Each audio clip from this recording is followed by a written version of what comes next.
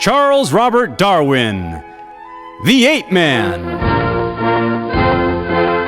We're in 1809. Napoleon Bonaparte has been running rampant through Europe for almost a decade now, and Waterloo is closer than it seems. The year has brought in a good intellectual harvest around the globe, and there are many things to talk about.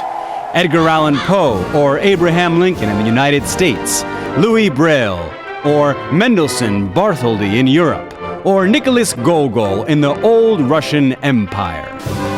And in pre-Victorian England, a great biped ape man is born into the world.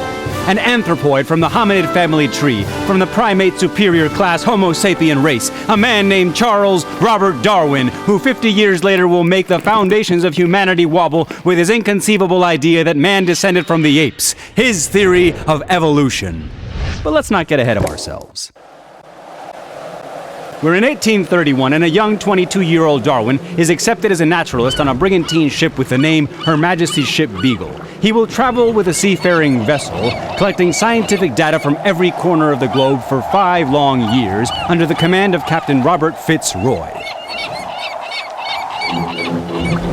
During the voyage, Darwin visited Cape Verde off the coast of Africa, Brazil, Uruguay, Tierra del Fuego, Chile, Peru, the Galapagos Islands, New Zealand, Australia, Mauritius Island, and Cape Town before finally returning to England in 1836. On his voyage, he discovered the magnificent biodiversity of the flora and fauna around the world. He was able to piece together the beginnings of a theory that suggested how the different geographical and climate conditions could influence or affect the world populations of individual plants and animals. Darwin comes up with an evolution mechanism that he can apply to all living creatures based on an amazing process: natural selection. The theory says that in nature, the different species compete against each other and also against themselves, transmitting the best character traits to their descendants. Those character traits that are the best adapted or suited to the climate and geographical conditions present. This natural selection process is so powerful that new species can arise from it.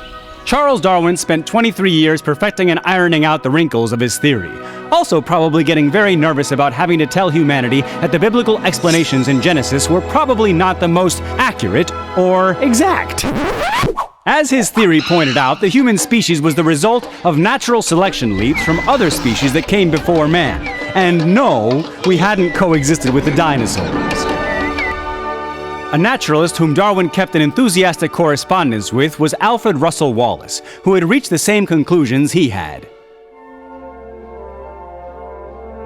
The essay on the principle of population, published by Thomas Robert Malthus in 1803, was a key piece to help both Darwin and Wallace come up with their theories of evolution. Wallace's work helped stimulate Darwin to publish his own On the Origin of Species in 1859. Darwin's theory is present all around us. Mankind uses it and has always used it to better the quality of domestic animals or increase the productivity of agriculture from which we receive our nourishment.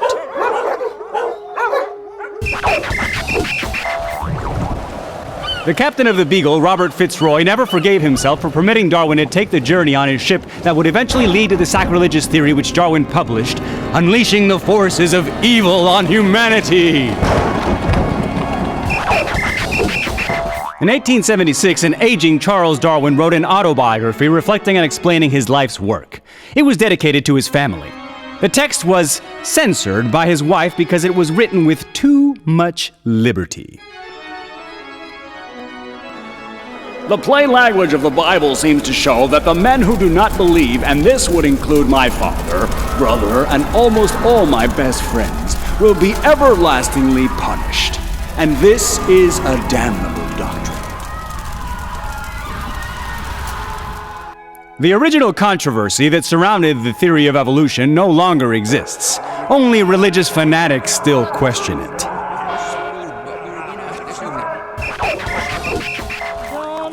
The commander of the vessel, Her Majesty's Beagle, Captain Fitzroy, dedicated the rest of his life to the Department of British Meteorology, and on the 1st of August of 1861 published in the Daily Times the first weather report in history. On that day, his weather predictions were spot on.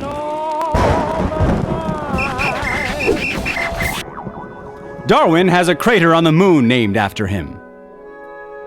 Every 12th of February, on his birthday, people all over the globe celebrate a day dedicated to Charles Darwin. In the end, he won.